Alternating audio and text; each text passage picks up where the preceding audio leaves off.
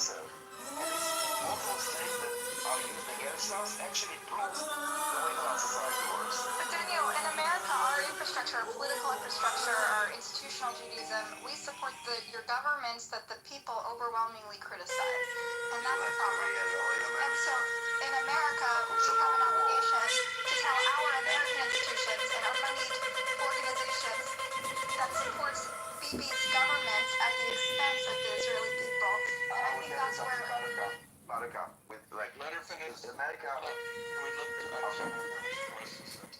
it's around education, I think, but I want to understand. I think it's really good.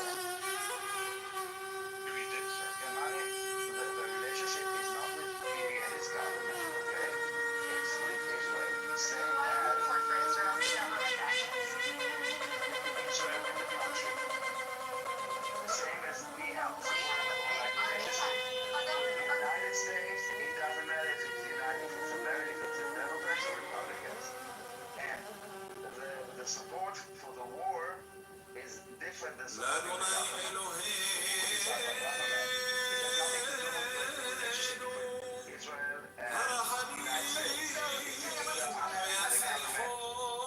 have elections, you know, and in the election, it looks like we will not be elected again. We cannot form a government.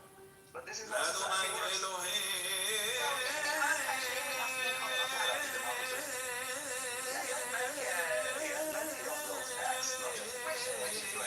Politics and who gets elected and have a big power with huge influence over our electoral system. It isn't in the Jewish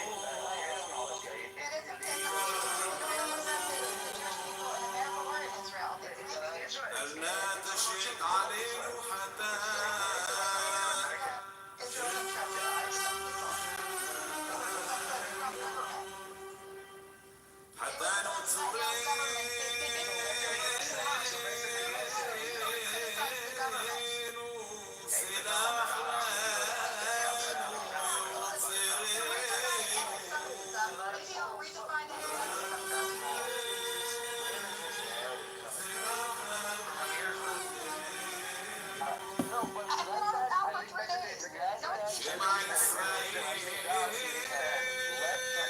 I know that questions at the end, I know in John's rooms, no questions allowed. Questions are a distraction. But I have a question, which is like, where is this coming from? It's all over the place. These are the anti-Semitic memes that you hear elsewhere. But let her answer. I'm going to share a documentary by an Israeli filmmaker. Okay, thank you. That explains the American system and how it works counter to the Israelis' interests. Can I ask you a personal question? Like, do you remember which friend of yours recommended this documentary? Was it like a friend who you're still cool with? Was this like a mind virus, authentic? Is it like a mind virus that somebody like gave Jack, you? I'm not interested in her friends, and we've heard enough. You need to know the friend's name. Wait, let me ask Buttercup a question. I don't even need an answer to the question. Okay, good. Contact her back channel. It's not interesting to the room. Wait, moderators, let me help clear this. Let me help clear up this conflict. Let me just ask Buttercup a question. Buttercup. I was in the middle of speaking, though. Buttercup, if you were president of Israel, what would you do for your people? What are the top 3 priorities for you if you were the supreme leader of Israel, Buttercup? President is little power. Okay, if you were the absolute leader of Israel, Buttercup, what would you do for your people? Give us 3 priorities. Since go ahead. Well, wait, what was wrong with my question? I asked a question, then I was muted by another moderator.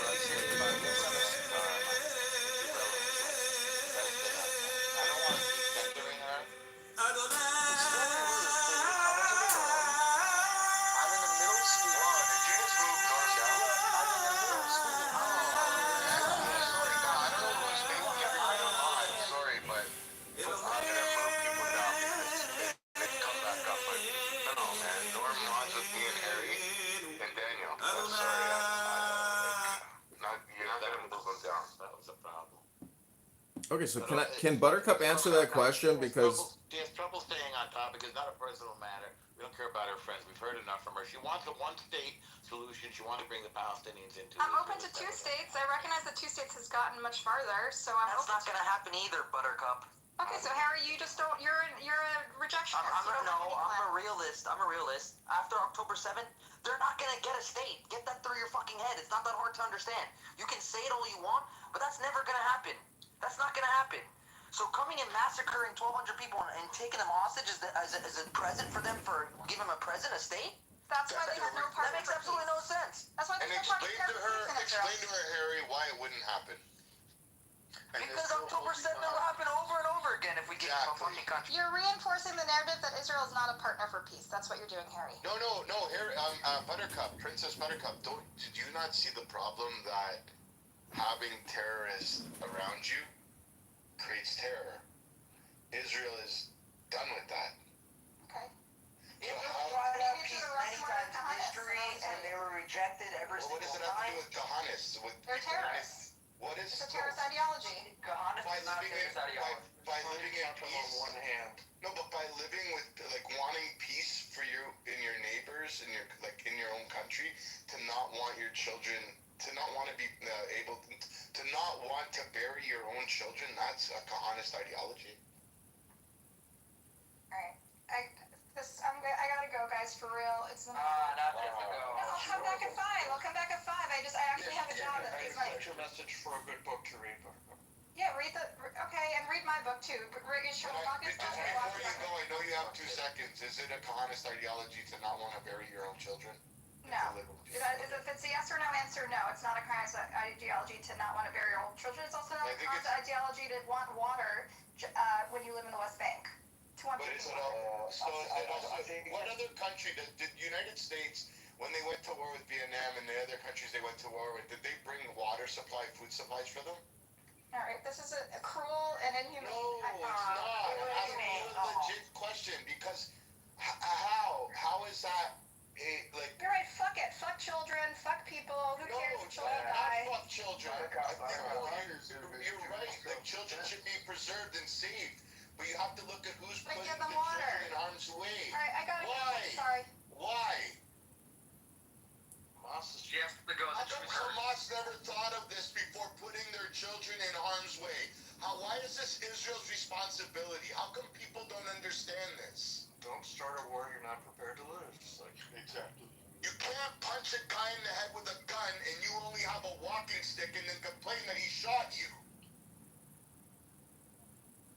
Don't yell, baby. She's coming from a complete Palestinian point of view.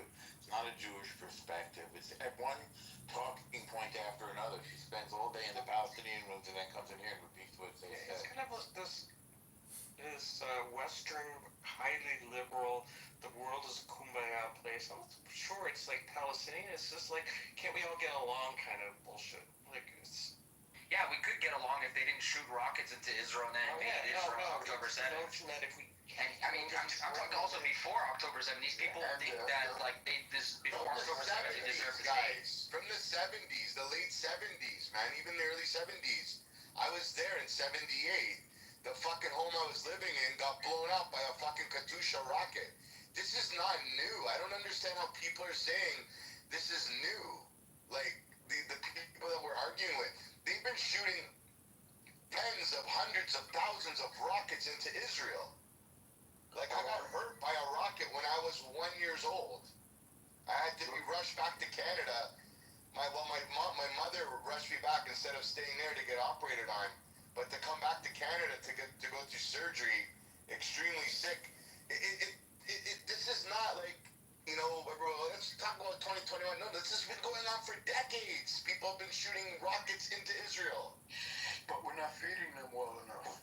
When I was living there, I remember we had to put on gas masks to prepare for the fucking Scud missiles that were being shot over by Iraq. So yeah, I mean, this is nothing new. This is in the fucking 90s, man. This is like going back and back. We can keep going back to 48. You know, it's nothing. I just don't understand. Like, these people don't understand history, and they think that now, after October 7th, they deserve a fucking country. Yeah, right. That's never gonna happen. Exactly. I bet you they would have had a better chance if they brought us baklava instead of killing our children. I just want to say, I think it's really unfortunate what you have to go through, BB. No, it's and nothing, bro. Harry. That's nothing compared to what Jews and Israeli citizens, mind you, they're Muslim, they're Hindus, they're Jews, they're Punjabi, they're Sikhs. Like, I don't know if I confused that one up, but they're all kinds of religions inside Israel living, and all they want is peace. And there are ones in tunnels Yeah, right now. that's true. Or wherever they're being held. Julian, you the one who wrote Free Palestine? I never did that. No, I didn't. He writes it in the rooms, in Amir's rooms, in the Free Palestine rooms. No, He I comes in don't. here acting like he's an advocate for Israel. No, I Tent City. don't. I think that woman's been in know. Amir's room for months. I don't think she's been on the app for a couple days. I seem to remember her there. It's a very long time, for hours and Yeah. hours and hours and hours. And then just in the Mikhail room, same thing, anti-Israel, anti-Israel. She wants the same thing that the Palestinians want, which is the one-state solution, which means bringing our enemies into our country. The people who want to kill us, the people who tell us they want to kill us. Demographic time bomb. It's not just demographic. No, and They then want to they'll kill get us. the vote. They did that. Wait, before that, they want to kill us. They said they want to kill us. Never mind the voting. That's the least of the problem. Or they want to create a state for them on our border with the ability to arm up and to attack us. It's really nonsensical. I mean, that whole thing failed in the 90s. It ended after we offered them the state. After the What? She's Jewish, but she's 100% anti-Semitic. She left what? We didn't tell you this, but she left Judaism. She's Jewish, but she is anti-Semitic. Yeah, she left Judaism. She's a dissatisfied customer. Which Buttercup practice Pakia? Normal. Yeah, something like that. Well, I think one thing you have to realize is that it's politic. No, guys, she didn't. She's not Jewish, and she's not doing takia. I mean, there is like this war on truth, and a lot of people that.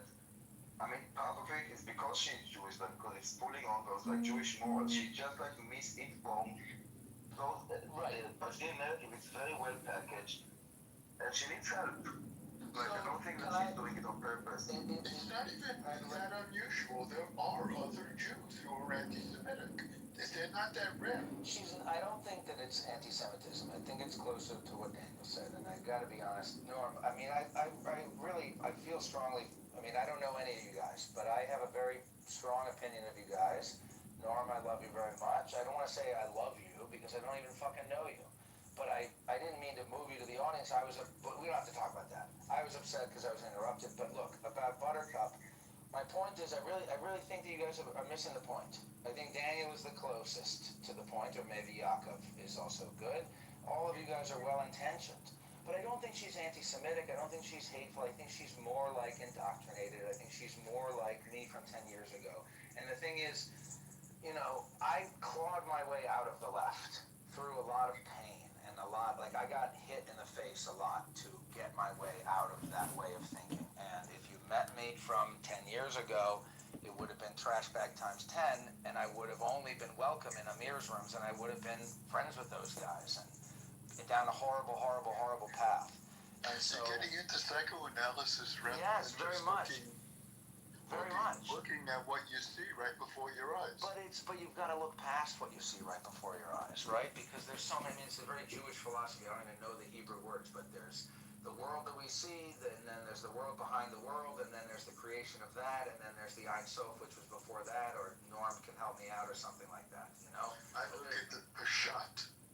Well, I want to hear more about that, but look, if one sentence conclusion is that if these people are misinformed, Daniel and everybody else, if these people are misinformed, then you must, and this is like it's a tall ask, it's a high order, but you must then become a teacher, you know? And so the challenge is, I think, what's that?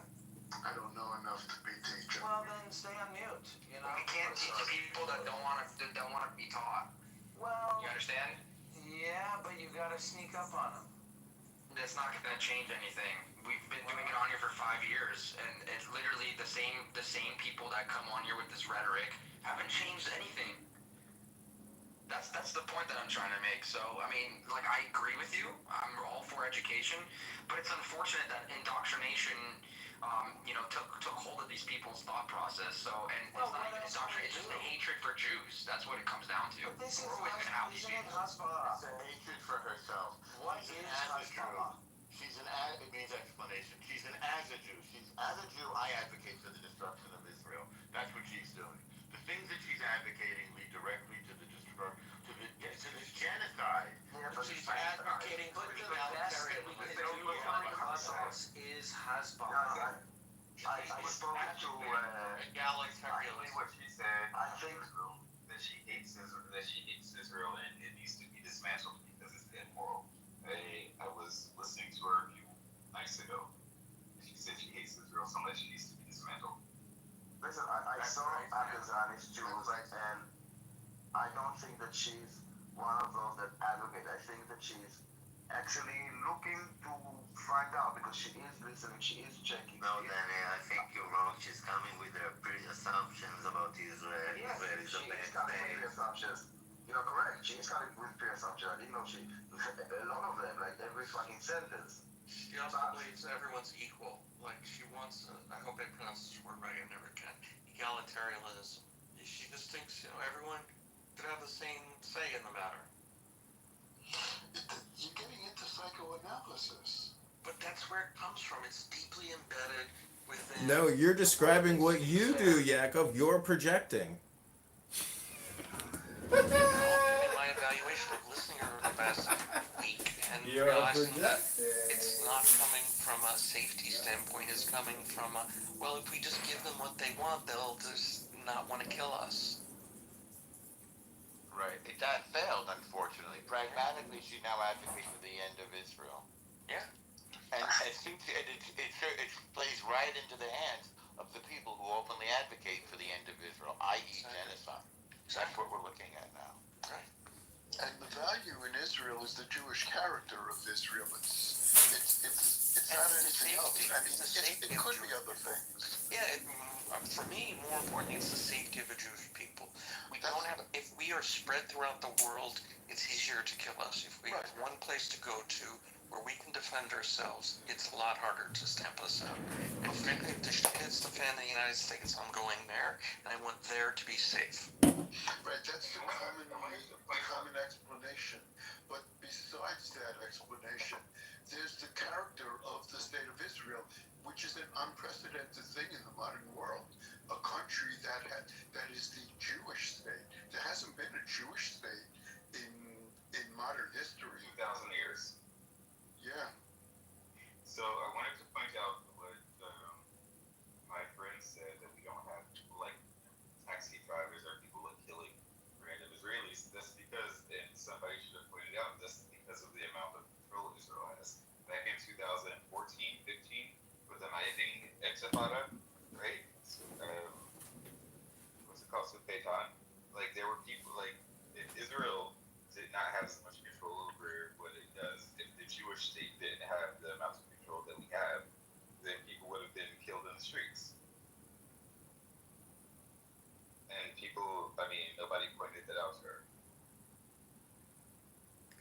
May I say something again? Because I just came back and I was listening for a long time. And at that time I said, why are you giving this woman a platform for hours? And I came back and there she was again. I heard her say, one state, two state, who cares?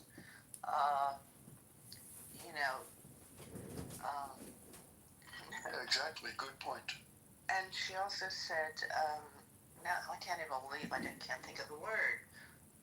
Coming back, for God's sake, help me. Coming back to Israel is called, or wanting a Jew. No, but just the normal word. Oh my God. Zionism?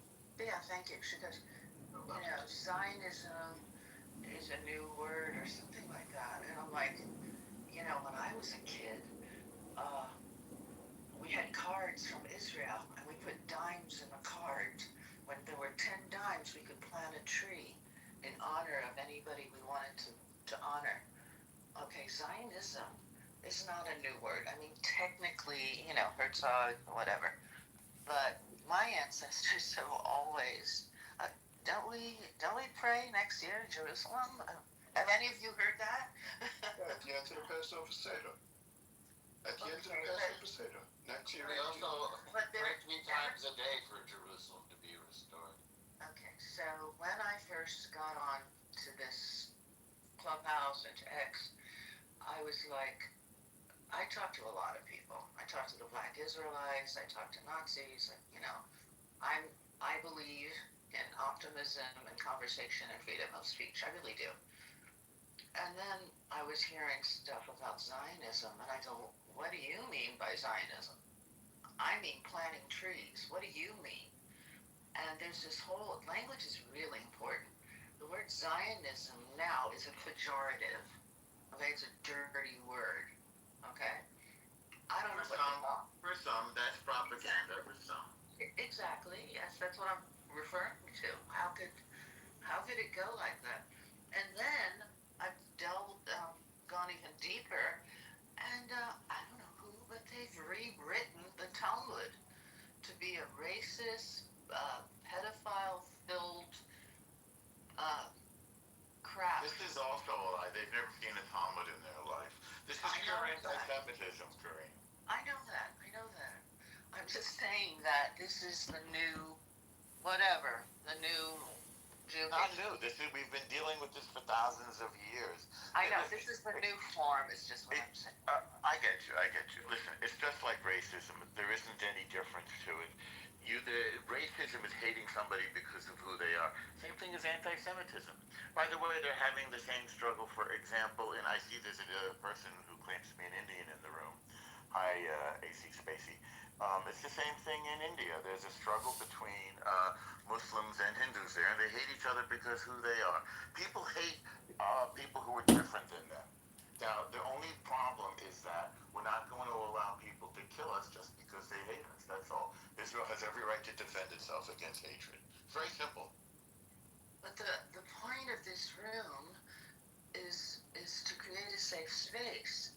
And as I'm repeating myself, last time I was in here, I said the room is full of incredible people. I would love to hear their ideas on how to go forward with all of this. But Corinne, this communication is normal. This is what happens every day on Clubhouse, and it's been going on for 5 years. This is actually what really happens on Clubhouse. What you've listened to, and even what you're saying.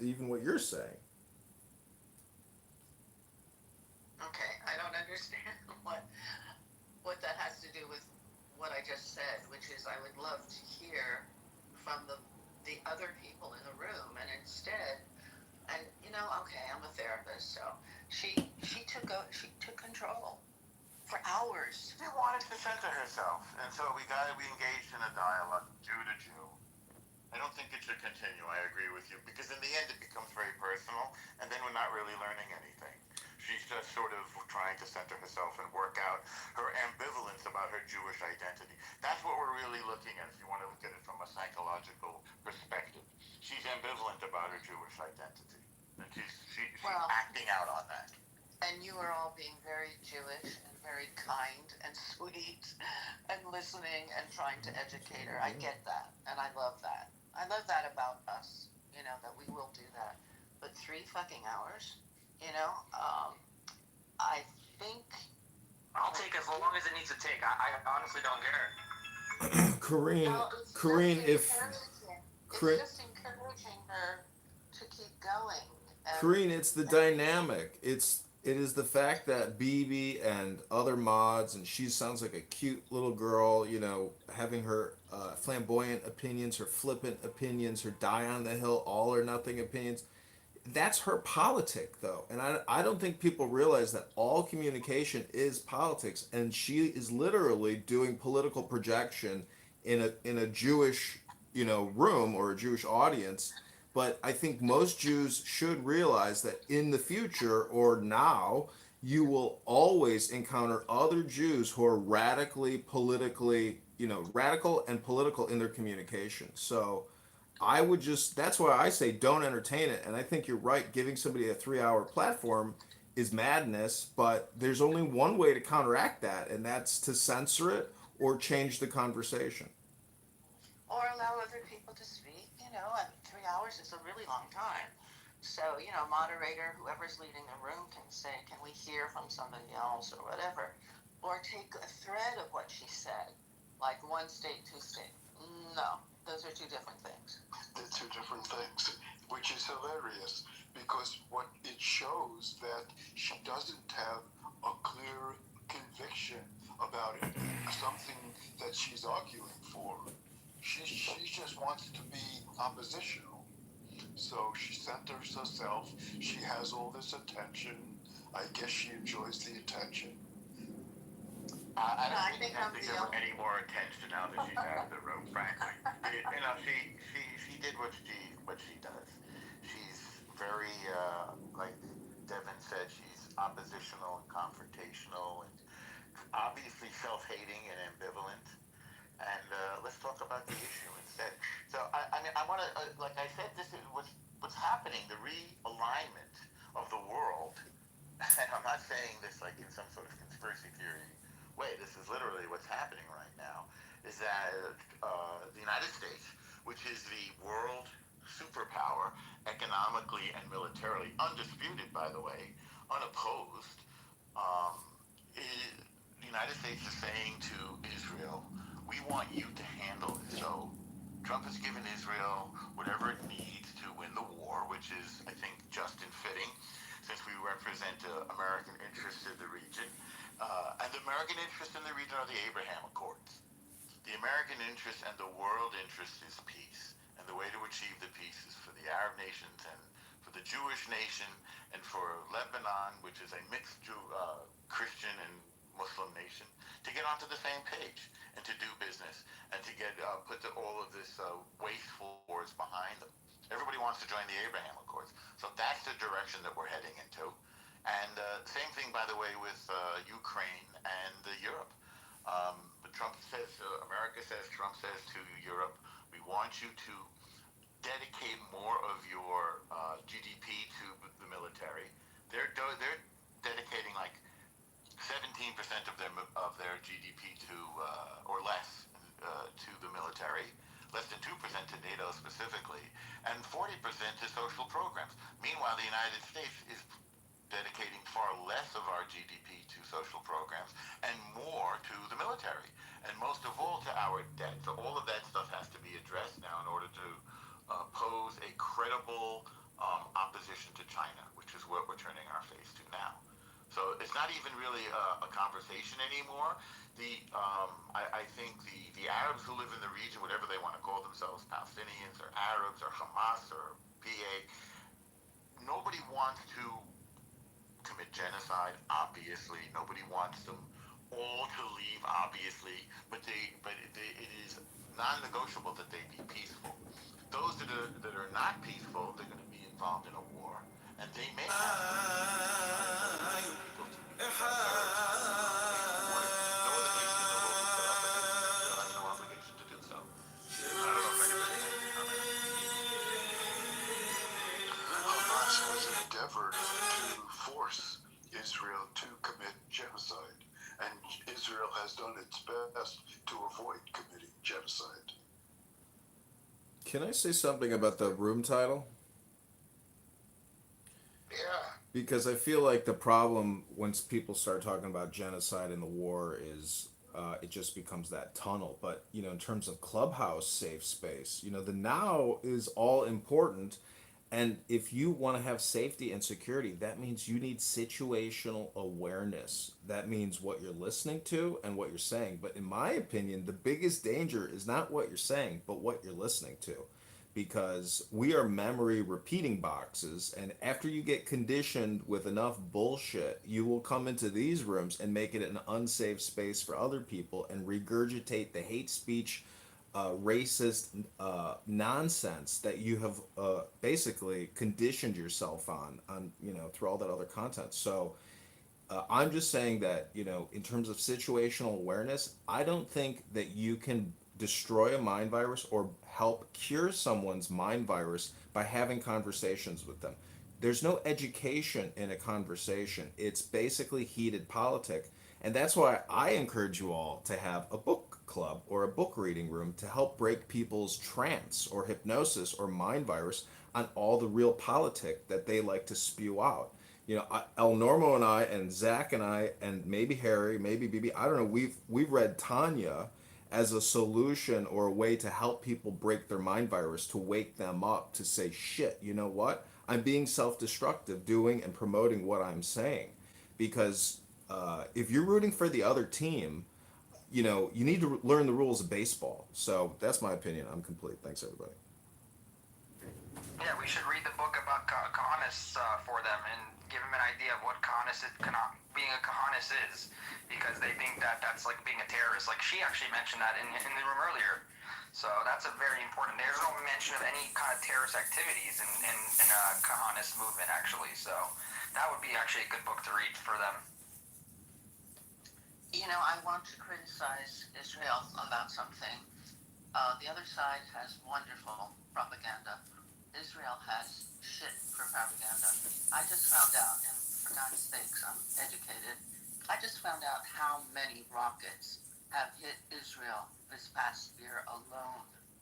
Okay? Nobody in the world knows this. If I don't know this, nobody else knows this. Israel does not share information. People don't even remember what suicide bombers were. Okay? They're absolutely uneducated as to the history, the recent history of Israel. So I think we need some reality going on, because anytime I talk to a friend in Israel, it's like, oh, gotta go to the shelter again. Every fucking time they're running for cover. And I heard it was over 10,000 bombs that for this year. Yeah, the Tanya, that's beautiful. I'm all for all of that stuff. Absolutely. It's a wonderful idea. Because people think, I don't know, what do we do? Make matzah and blood or whatever? Well, it's the moderator's job. If they're not going to read a book with the moderators, I mean, you might have to read to them. A book club, John, and that's why you record, like, you share the rooms in another room. Is because if I had a book club room, there would be 2 people here. Me? Well, that's okay. That's how you actually start doing tikkun olam. You can't repair the world until you repair other people and help repair them. They can't repair themselves. But I think people are beyond that, John. I think people are beyond that, and they want to hear action and excitement and this and that. But no one is beyond Torah. No one is beyond Torah. It's the truth. Right. You're absolutely right. But if we indulge ourselves in Torah, and then we speak of what we learned and engage that in our conversations. Like, put it like this. Any normal Jews wouldn't have given her time of day. They wouldn't have spent 3 hours talking to her. I think it's because we fucking care. Because we do read Torah and Talmud and we do believe in the Jewish faith, and we do believe in, like, there's good. But we're not naive at the same time, so I think we are naive, actually. But we're spending time with her, and I think that's a pretty Jewish thing to do. No, it's fine if. I think it's fine if you spend. I think it's fine if you spend your time in loving, selfless kindness. But I'm a big promoter of education, and I don't think you can actually help cure people's mind viruses unless you use Torah or some type of wisdom education. And so you are admitting, in a way, you're spinning your wheels by having a 3-hour convo. I'm just saying, try to make use of your time more productively. John, do you think that let's play this out here? Do you think that, like, for example, let's bring in all the people in our mirrors room here. They would come in here. You think they're gonna give the time of the day to sit here and fucking listen to that shit? You really think that, John? Come on. No, I'm not saying there's a speck of dust out of place. I'm just saying I was very depressed one time, and very, very depressed. And I went to a Chabad rabbi, and he let me say my piece. And guess what his advice was to me? John, you got to be productive.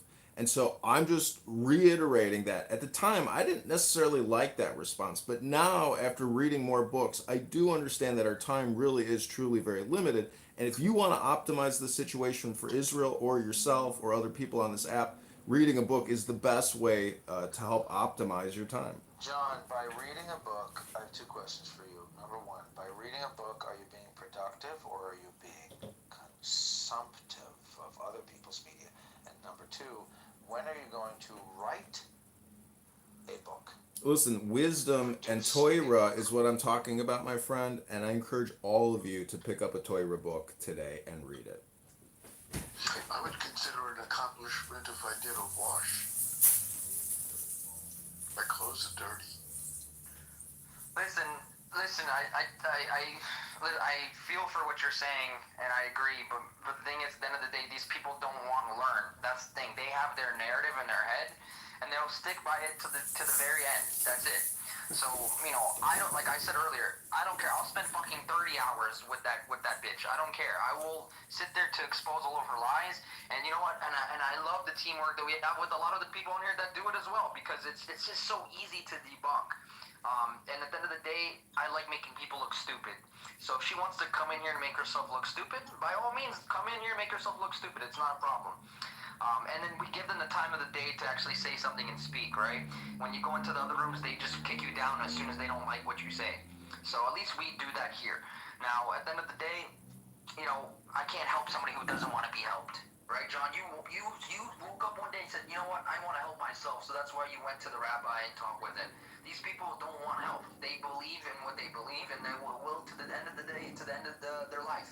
That's it. Just like Hamas. It's the same kind of ideology. So that's how I see it. And what about the people that are learning from the conversations that we're having with her, that are in the room, that were a little bit on the fence and didn't know how to express it, and it just sealed it for them, and they're like, you know what? It is propaganda. I am being indoctrinated. I learned something by listening to like Harry, El Normo, Devin, Samson. I'm not saying your show's not good. No, but what if one example of a conversation with her helps 3 other Jews? No, that's fine. I'm not saying you wasted your time this morning or you will ever waste your time. I'm just merely advocating for every 10 hours of Clubhouse. More Torah. Yeah. Torah for breakfast, Torah for lunch, Torah for dinner. Can I say something? My life was changed by Anne Frank, and I played her in high school. So I have a really, really deep connection to her. And what struck me about Anne is that one person, one child, gave somebody to focus on. And she is the face of the Holocaust. And she's reached more people than any kind of book or, well, it was her diary, but than any other kind of interference or, I'm sorry, I'm grabbing for words and I'm not doing very well. One person can have a great deal of influence, and there's something about that phenomena, and you can't really pick in advance what that'll be, but it's there. And I would love, just reading a little bit about Golda Meir is life-changing, but yeah, anything from, and I like to study history through biographies, so that would be a really interesting way. And try, as far as teaching the Torah, try to get away from the Torah. You can't, because it's the basis of jurisprudence. Okay, it's the basis of everything in the world. But I have to disagree, Karine. I think that's the problem. A lot of Jews are moving away from the Torah, and that's what's hurting. John, before you give me the thumbs down, I think Jews are actually really getting away from the Torah, as opposed to yesterday. I was at a ceremony where my cousin, they bought a Torah in dedication of his late parents, my aunt and uncle, and we did a whole parade and this and that. It was amazing. It was so beautiful, and there was like 4 other Torahs, and we were marching in the street, and such a beautiful thing. And I brought my tefillin, and I rapped, and I was rapping a couple guys, but then there was like people that I know that are really good, and they're struggling with business and life, and they look like they're doing amazing. And the rabbi asked them, you want to rap tefillin? And they're like, no. And then another guy, rabbi asked, the same guy, you want to do tefillin? He's like, no, I already did. And I looked at him and I'm like, yo, bro, why don't you do it? He's like, that shit ain't for me. And I'm like, and I didn't want to pry and tell him, like, you should. But, like, how does a Jew get to that point where that shit ain't for him? Like when I started my company like 28 years ago, it was predominantly all Jews, and we would stop by the rabbi once a week, and everybody would wrap tefillin, and then I catered a lunch, and we would all have lunch, and there was one Jewish guy, out of spite, on purpose, he's like, I don't rap. I don't do that shit. I'm like, how do you not do that? And to me, that was a big problem, because like, we're all like, there's 95% of us are all Jews. Everybody's doing it. The goys, they wanted to rap tefillin. I was like, why don't you want to rap tefillin? He's like, oh, my father works for a cemetery, a funeral home, and he does such big blessings. We don't need to do that. And I'm like, wow, how fucking stupid are you? But no, but that's the problem. Where the simplest thing, and I actually timed it, how quick I can rap tefillin, is 3 minutes. 3 minutes of your day to give to people. It's an amazing thing because they say give back to Hashem, but really you're giving back to yourself because you are Hashem. So to give 3 minutes to yourself, like I think what you said is extremely important, and I'm really resonating on what you said, and it's very valid. And like to talk more about Torah and to talk about being a better Jew and to study and to ask those, the Jewish questions. And that's why like it's my favorite time on Pesach when, you hear the story about the child that asked the questions. But I think there's Jews that they just want to say they're Jewish, but they don't want to do anything Jewish. Well, her role in the room, that woman Buttercup, was to, I think, jog our thinking in order to, if we have to jog it, all of us, our thinking. She's making us more Jewish.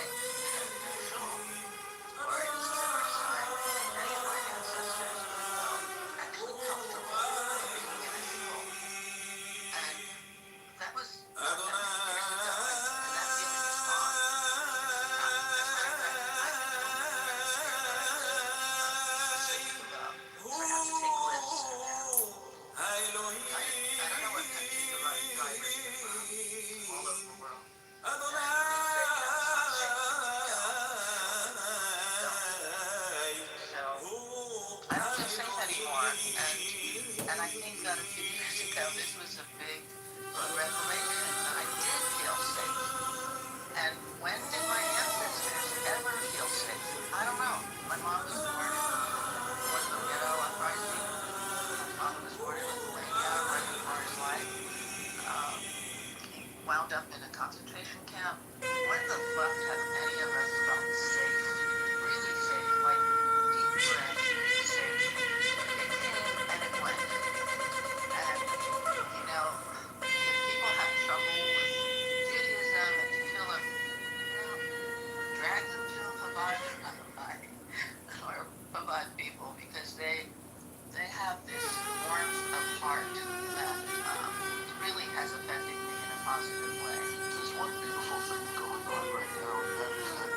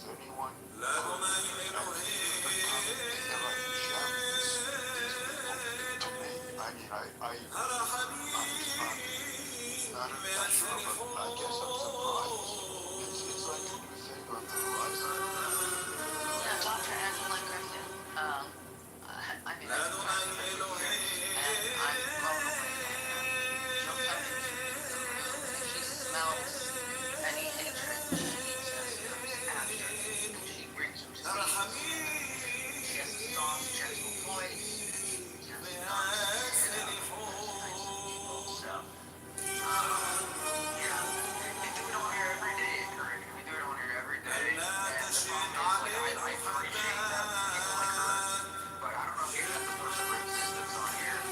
So we have somebody like this guy. How do we get through somebody like this guy? An vile, hatred person, a person full of hate, and literally a terrorist. I mean, you just can't get through to people like that. I'm not sure if that guy's been before, but have you heard him speak? You know what I'm talking about? No, but yeah, seriously, but I you know, I live in the house above me. Not gonna like this, but what about yourself? Like I said, you were praying more.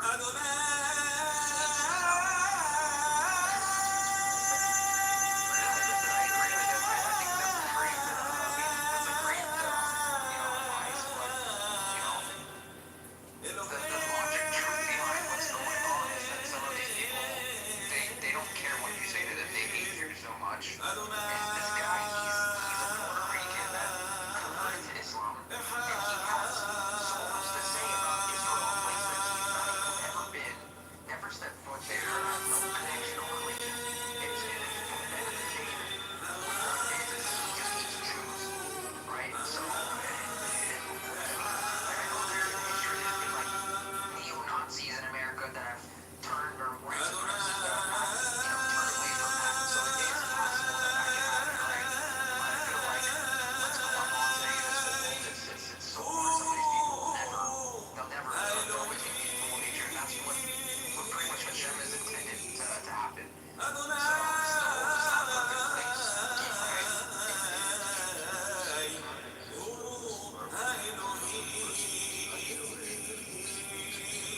About Israel. It's just so easy to, I don't know how to categorize it. It's just constantly and it's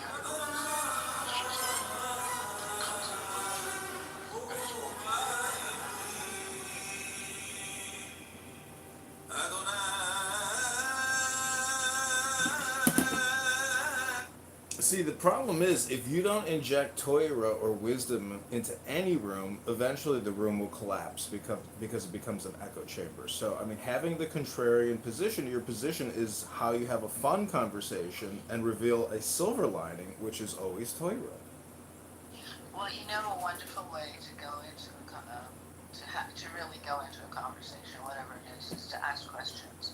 So the first time somebody says, oh, the blood to make matzahs, and instead of freaking out, which I do, I get very emotional and I'm triggered very easily. But if you can be calm and go, well, wow, where did you hear that? Well, it's in the Talmud. And they go, which Talmud or where or whatever. And you just kind of draw out. I mean, I've actually, quite honestly, I'm a therapist, I'm a family therapist. I worked with a Nazi. His daughter was very sick mentally, and I just went ahead and worked with the family for years. And the kid did really well, and the family got better as well. And when we ended the sessions, because it was through the school, I got my supervisor by the way, I'm Jewish, and he wanted to show me his hostage tattoo on his chest. And I bumped into them later, and then he rushed over to me because his daughter was doing so well, and they were doing so well. So, But did they know that you were Jewish before they gave you a hug? yeah, when we ended the therapy, I mentioned, by the way, I'm Jewish, and my supervisor said, why did you do this? Really unprofessional of you. But I was just being a human. Now, my dad was in a camp, for God's sakes, and I lost my grandparents and my uncle in Auschwitz. So it's, and I grew up, I don't share this with many people, but I grew up hearing Nazis when I was 5. I had waking dreams, I guess they're called. So I'm very, very infused with the Holocaust and hatred for Jews. It's in my DNA. And I was able to, because there was a child involved, I was able to overcome all of that and work with his family. not saying it's going to happen with everybody, but this is what the Torah says. You change yourself. You do more good deeds. Period. Pray more. I know it sounds silly, and I'm not really great. I love Chabad, but I don't know the rules. I'm not great as far as, you know. And I decided I loved it. Saying Shema 3 times a day. And I was like, you know what? I don't know if this is okay with Chabad, but my Rebbe says it's not okay. I'm gonna fight her. I found out, yeah, it's okay.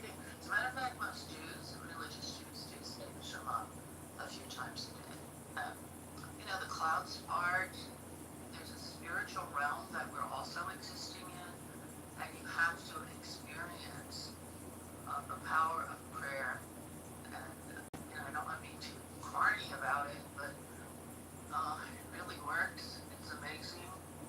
And, you know, I would have been fired. I work for the government in the school system with children. I would have been fired if they knew that I was quietly praying every time I talked to a kid. Because I was. Because all healing comes from God.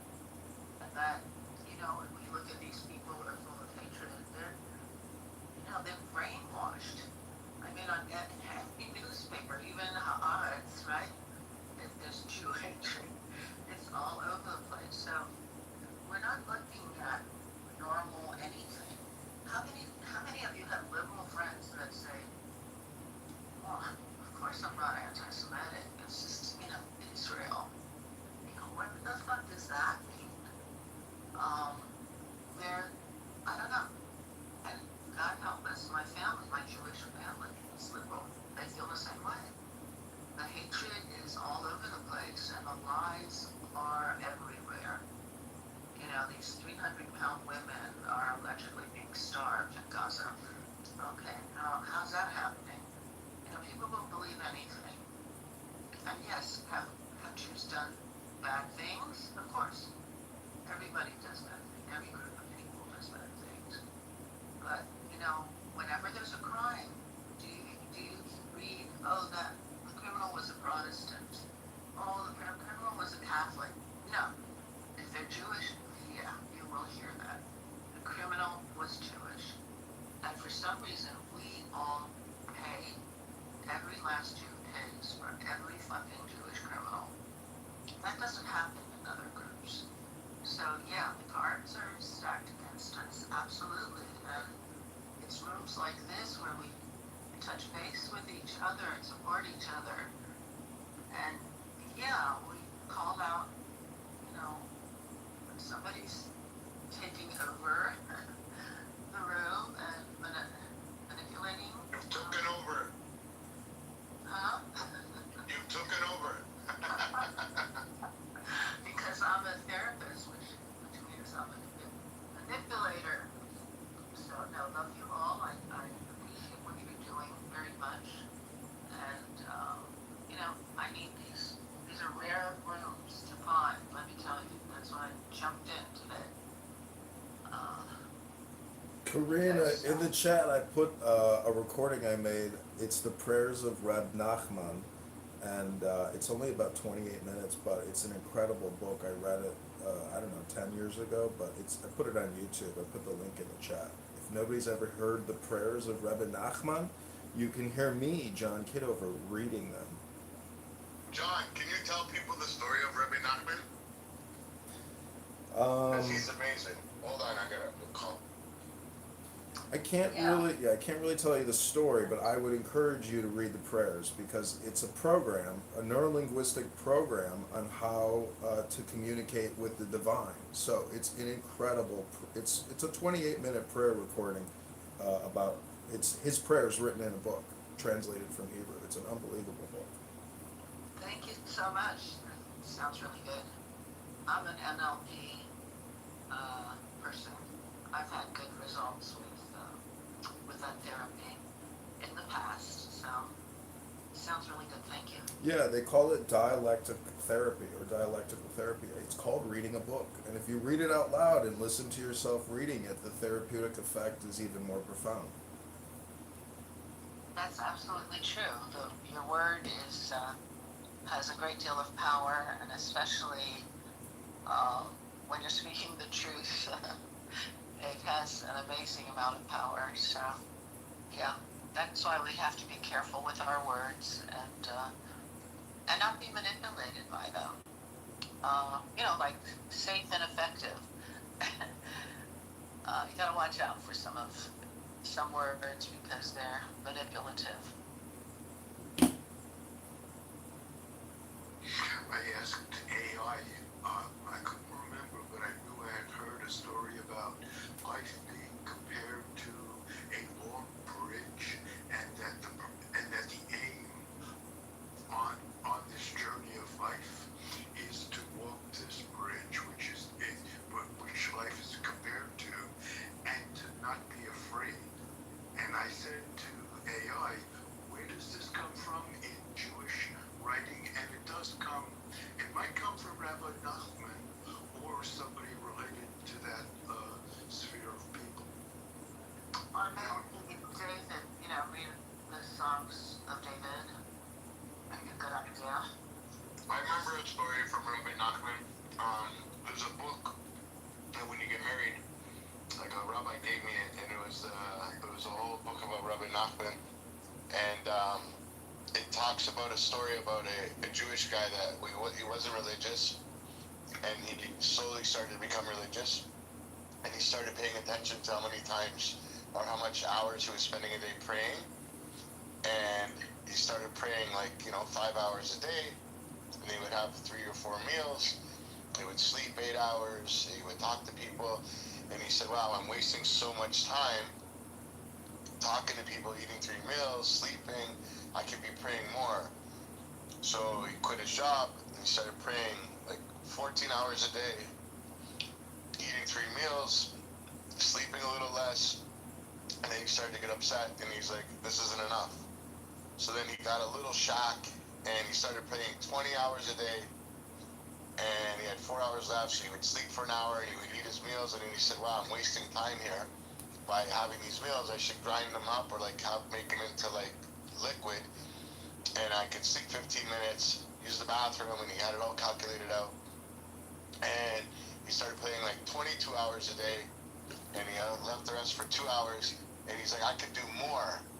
And he stopped eating altogether, which in turn led him to not use the bathroom and no sleep, and he started praying 24 hours a day, and he started to feel so ill that he walked out of his shack, and he died in the middle of the center of the town, and everybody ran up, and nobody really engaged with him, but they're like, "What a tzaddik, this guy," and everybody was running up, the Jewish thing, they were kissing his clothes and saying, "This guy's amazing, I can't believe it, he gave himself to Hashem 24 hours a day." So he goes up to heaven, and he's walking, and before you get to see God, there's the guy, and the guy goes, "Where the hell do you think you're going?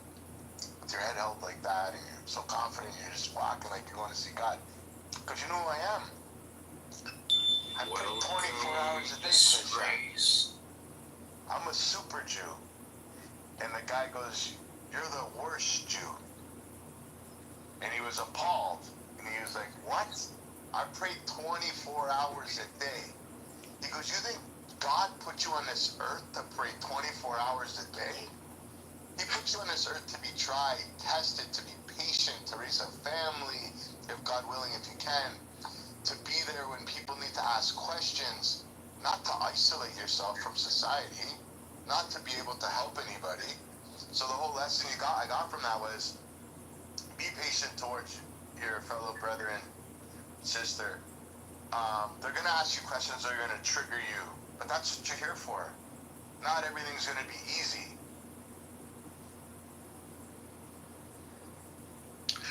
I just checked in history, great story. My history on Grok, and it says yes, there is a well-known piece of Jewish wisdom that aligns with the analogy you described. It comes from Rabbi Nachman of Breslov, 1772 to 1810, a prominent Hasidic master. His famous teaching: "Don't stand with your back to the door. These times we have to tell you. Tell the people your footsteps turning out. Someone might imitate my stride. Are you going to work this, master? Duncan, Idaho gone. Must be doing as best I can. Have quite a day, Bernie. This is a song instead. No emo, That's rude. right? No.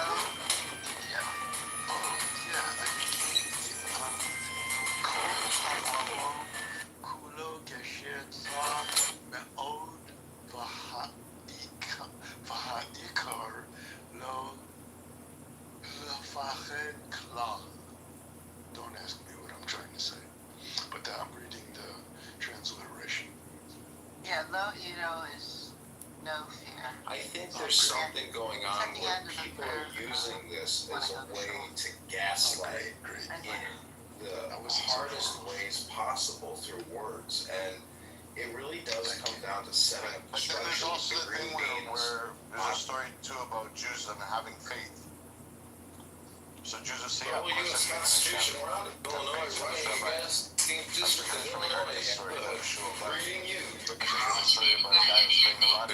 Go to John, the 16th district. Sometimes it's not. One day. Rabbi says, do you play? He says, not really. He says, well, then how are you going to win? Returns He says, you're right. and qualifications With God's help, I'm going to win. So he goes and buys a ticket, and the tickets for 20 million. You know, the lottery that night for 20 million. He goes back to the show and he's hanging out with the rabbi. And he goes, yeah, face of the shadow. He said, absolutely. He says, you're going to win? He said, yes. So how much is the jack? He says, 20 million. are both transparent. He goes, I'll give you $5 million for a ticket right now. The guy goes, hand it over. Under Trump, which it's about 3,000. I just proved to you don't have faith in Hashem. Under Trump. Why would you want to catch it? This is what I'm talking about, Tom. You know what I mean? Well, I lost faith. I can't believe it because I was so sure because of all the things I've gone through in my life. And then, last couple of weeks when Iran was fucking with us, I actually went to bed wondering if Israel would exist the next day. That's the first time my faith was literally disappeared. And it was a horrible, horrible experience. And I learned my lesson. I don't think you lost faith. I think you just got your faith tested. Okay, thank you. You know, the most amazing thing about losing your faith is all you have to do is pick up a good Torah book and reread back into the script.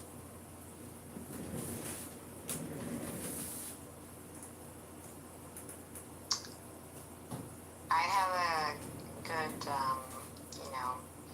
praying to God's little thing. All you gotta do But is before read I the book, say ladies tell and it to you gentlemen. guys, whoever was here when I was telling the story about the entire country, I just now I put all the information that you guys were asking about in the chat because I wanted to make sure with her mom that it was legit and stuff. So there was this guy who was drowning in the sea, and I don't know if you've heard this before, but this guy on a rowboat comes by and he's like, "Oh, are you okay? Do you need help?" And he goes, "No, it's okay. Hashem will save me. Don't worry. Him and I are close. We're good."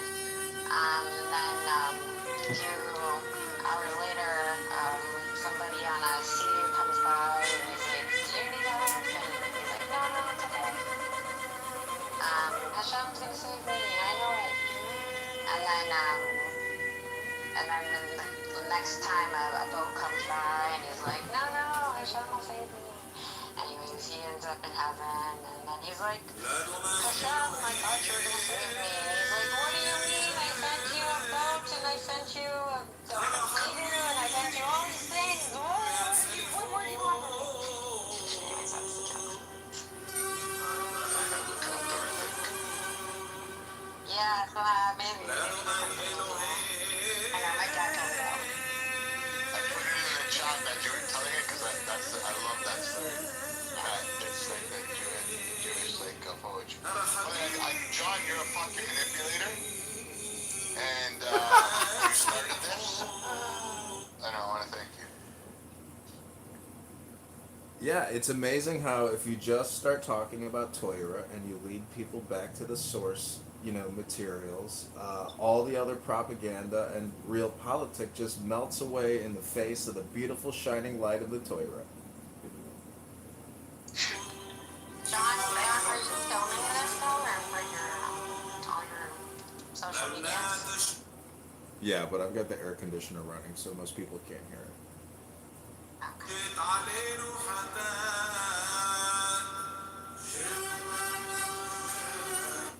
Is it playing live right now on your YouTube channel? Yeah, you can click my profile and view my YouTube URL, and you can watch me in my Trump hat having a conversation with you.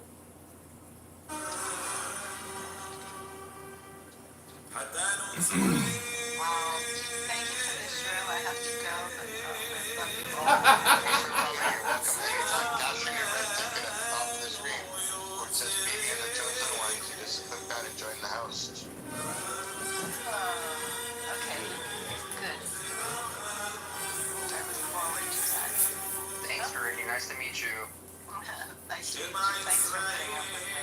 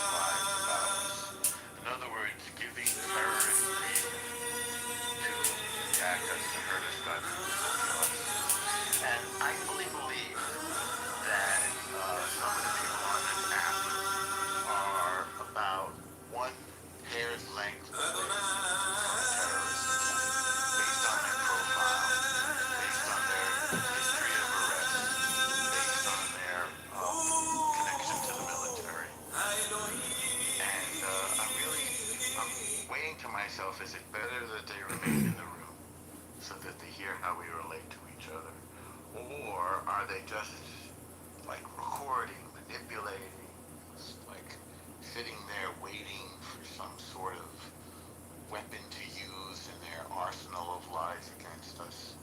So tell me, what do you guys think? Should we let people who are fully dedicated to destroying us, are they supposed to be in the audience or not? What do you think? I think we do because we have nothing to hide, and It's true. if somebody was just listening to the past 20 minutes, we were talking about love and respect towards one another and teaching and learning.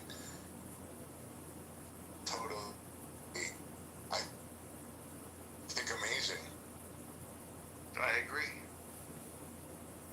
Well, even if you were to kick them, you would just be creating a $5 a month subscription revenue for Clubhouse Anonymous. So if you want to help the app grow and help them make more money, you should kick them just so they have to get anonymous. Just so they could sit here and listen anonymously because you decided to kick them. But listen, I just want to say, I asked Buttercup, who is now returned to the room, about an hour ago or 2 hours ago, tell us your definition of Zionism. She told us her definition of Zionism, and I gotta say, Buttercup, you basically come to these rooms to do real politic. I think your communication is political, and therefore I encourage the moderators to limit their communication with you only if you're willing to engage in reading Torah or some type of wisdom material, as opposed to spewing real politic all the time nonstop. I would just encourage you to read a book to the room or join a book club or the moderators to do more education through reading books as opposed to letting people run their motor for 3 hours straight. That's like letting a car sit in your garage in your house and run its motor for 3 hours with no exhaust. Now, who am I to judge if you like to breathe, toxic fumes? But I'm just saying, Buttercup, when you park your car in the house, all you do is fill the room up with toxic fumes. I would encourage you to open your garage door and turn the motor off and maybe read a book.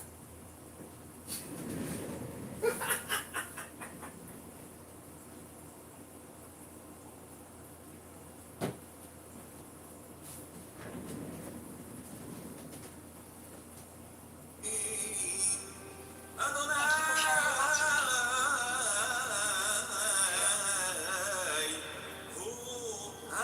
me. I don't know. I hope that was constructive, criticism and feedback, and not, too harsh. Because I do think, you are needed. You pose the contrarian position. So without you, there really is no conversation. But I would just encourage people for every 10 hours of clubhouse conversations, maybe read a book for 10 minutes. 10, not 11, 10, not 9.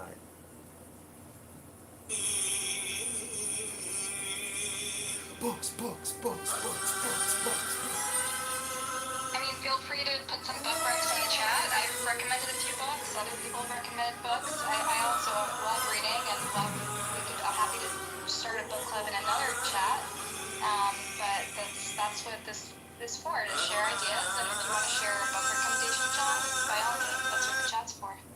Oh, I agree. I just encourage everybody for every 10 hours of clubhouse and heated conversations about real politics, maybe try reading a book for 10 minutes on the app for every 10 hours that you spew your toxic dust. I just want to say that scholarly articles are also valid, and also I like reading law and policies of different places. So I'm not the biggest novel reader, but I do like to read information from various sources. That's all I want to say.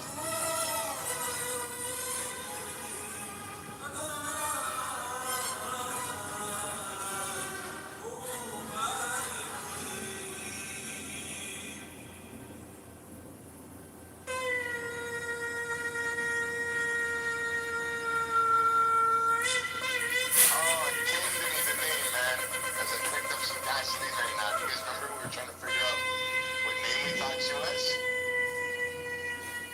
Yeah. Honey.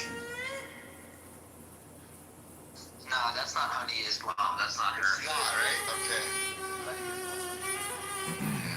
Yeah, I don't know who this lady is, but people said that they've known her for a while. Somebody said that I know said that they had her blocked already, and so she changed her Funny name. how she keeps saying, like, I've only been out for 5 days. Then she said 4 days. Then she said she said 3 days. I also want to point out that I find it amazing that we call, the listening gallery the goo, because that's like the gulag. And essentially, communists who build gulags ultimately end up residing in their own gulag. It's so interesting that you mentioned communism because I'm studying it now. I'm studying the rise of Stalin. I'm studying the Cold War and the Palestinianism, the Palestinian attack on the very existence of a Jewish state, the very idea of Jewish sovereignty in the land, which is now, of course, established. It's not going anywhere. Is modeled on communism, in that it is a totalizing ideology that does not allow for honest dialogue. It's just a series of delegitimizing of the very premise of Jews and of Jewish sovereignty. For example, there's a reason why they called the brutal medieval butchery of October 7th the Al-Aqsa flood. Think about it for a second. It's because they want to build their mosque on top of our temple and erase our existence. The way that, for example, they erased the existence of the Hagia Sophia in Constantinople by turning it into a mosque, the way they destroyed the Buddhist statues of the World Heritage Sites in Afghanistan. They want to erase any other identity. Otherwise, of course, they'd be willing just to live peacefully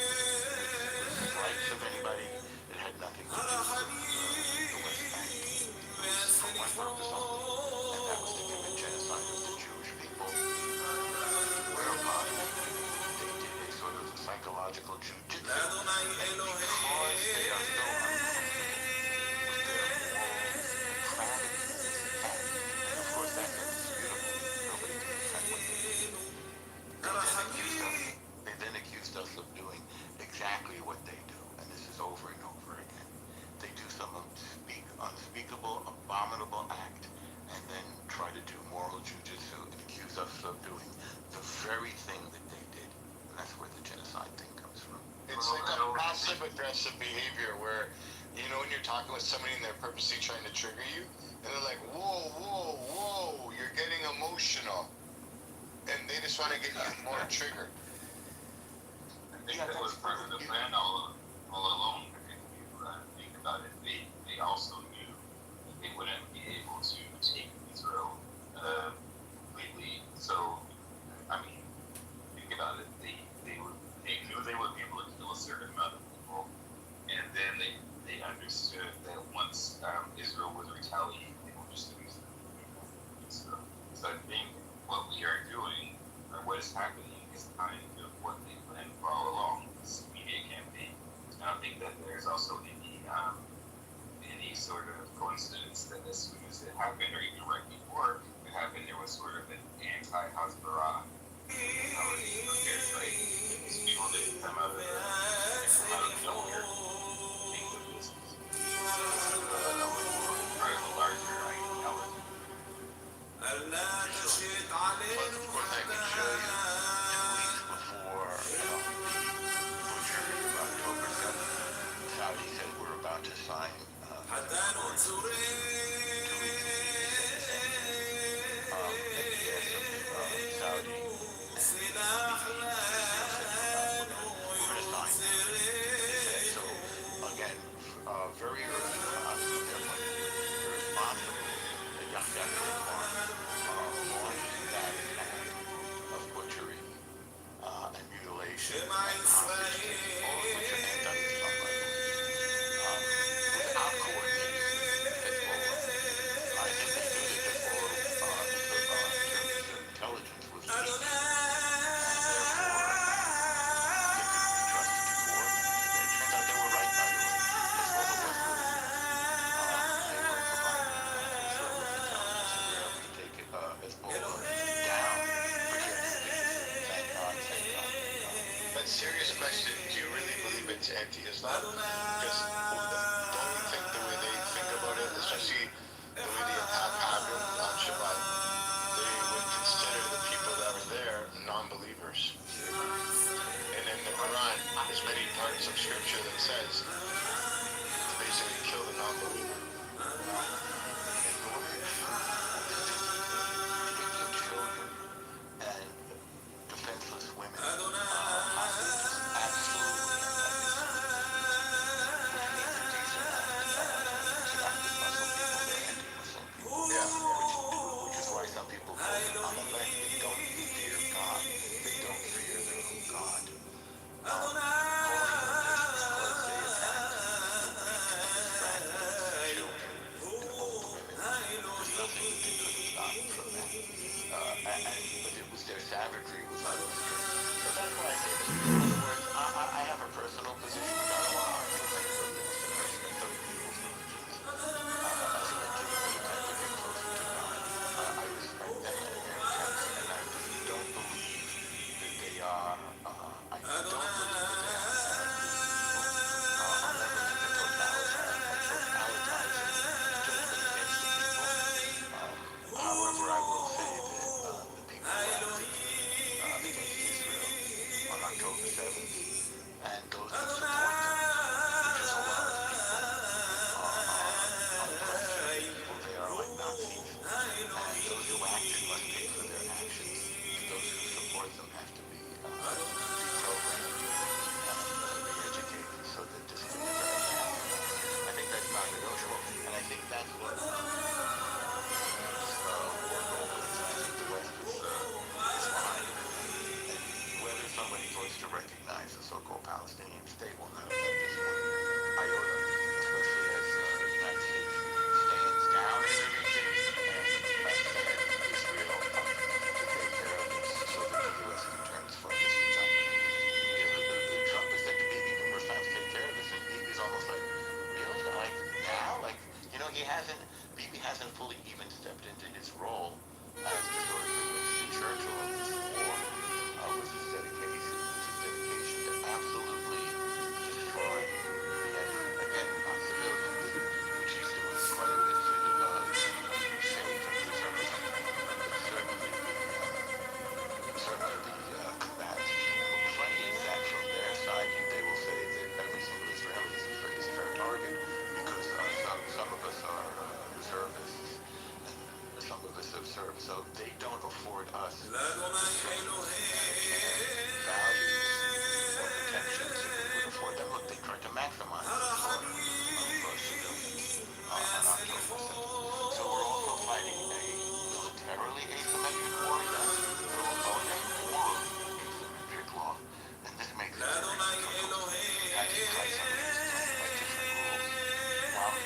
not becoming a moral slave.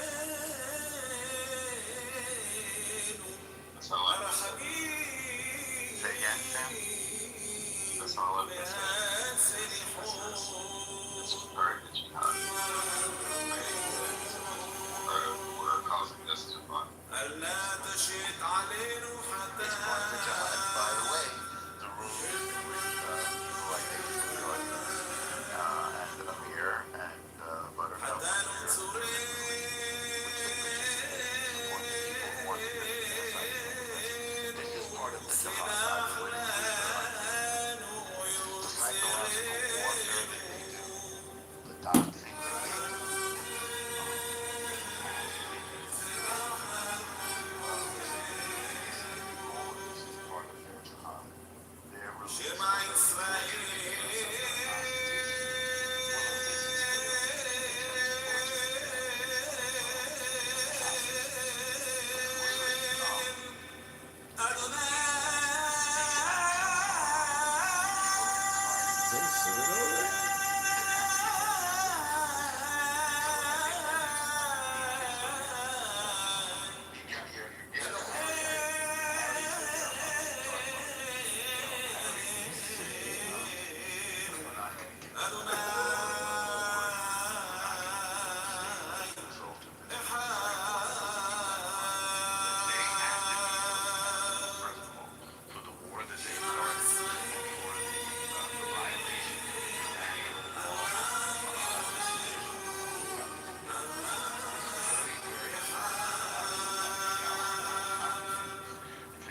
civilian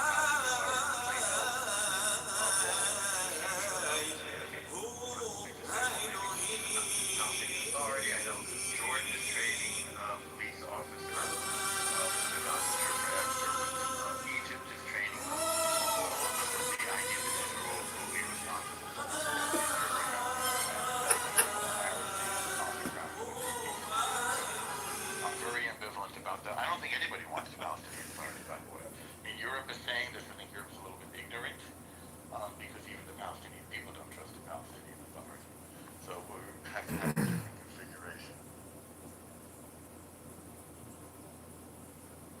Well, the thing is, people are always going to have an extreme contrarian position in the game of politics. And the situation in Israel, its surrounding area, their own little political bubbles with Hamas, etc. I mean, de escalation, harmony, peace, balance, all these things come through communication. And unfortunately, what can you do when you're fighting with suicidal, terrorists who are willing to go to the ends of the earth, to prove a point? So, and it's not just proving a point, it's they're in an all or nothing position. So, I don't know, does anyone here have a solution, or is it just break the siege, end the war, fight it out, rescue the hostages? But I don't know. This is a quagmire, or it could be a Pyrrhic victory, or it could be a stalemate, or it could be, there's a lot of game theory approaches on how to create the best optimal solution, which is unfortunately going to hurt a lot of feelings. There's a lot of people on this app and people in the real world whose feelings are going to get hurt at the final outcome, because every war has a beginning and an end, and that's just like relationships. Yes, and people will be insulted, people will get very angry, but the fact is, who has the best wisdom to decide the path forward, right? Who has the best wisdom, right? We learn from Buttercup, extreme utopia, communist way, that is, if Jewish population are becoming minority, and she said it yesterday, so right?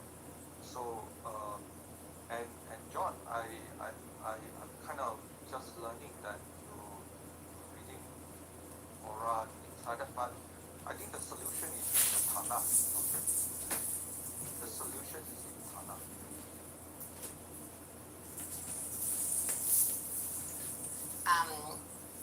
did you know, since you were talking about the communism or Russian Soviets, I mean, the whole thing about Zionism is racism, that it came from there? Yeah, of course. I remember very well. Believe it or not. Yeah, I know it does. I just don't know if anyone else knew So, that. so what we're facing is an ideology, which is known as Palestinianism. It's not really by the way, the leaders of the Arabs of Israel never asked for a state, which is why they don't have one. I'm sorry, I'm multitasking here. So, the Soviets, yes, created the idea of Palestinian nationhood in '64 with Arafat. Arafat's name is not Arafat. His name is not Yasser Arafat. It's like Abdul Rahman, etc., etc., etc. He's not from Palestine. He's from Cairo. And together they cooked up the terror campaign, the first and biggest terror campaign in modern history, based on the Bolshevik terror campaign, hijacking airliners, hijacking cruise ships, and striking civilians. This was like a sort of a step, a development in Palestinian terror. And what the member of the Knesset, by the way, of a relatively liberal party in the Knesset, she's no longer a member, her name is Einat Wolf, pointed out that when they say they want to return, what they're talking about is what they did on October 7th. That's what return looks like to them. So when they say they want the right of return, what they want is the right to do exactly what they did on October 7th, which is indiscriminately slaughter Jewish civilians, not military civilians. That is to say, kids dancing at a dance concert, and old people living in little kibbutzim around the region, in the Negev. Old people, young people, families in their beds, and people in their pajamas, unarmed people, just to make it really clear. I want to address a couple of the comments in the chat. You said Gaza was a concentration camp. That makes no sense. Gaza is composed of a number of cities. They were full-fledged cities with luxury apartment buildings and BMW dealerships and water parks, beach clubs. They were full-fledged cities. They weren't.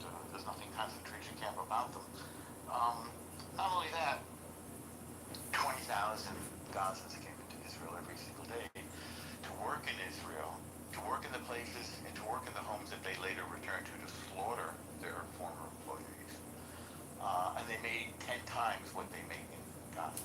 The day rate in Gaza is 40 shekels a day, and they were making 400 shekels a day in Israel. 20,000 a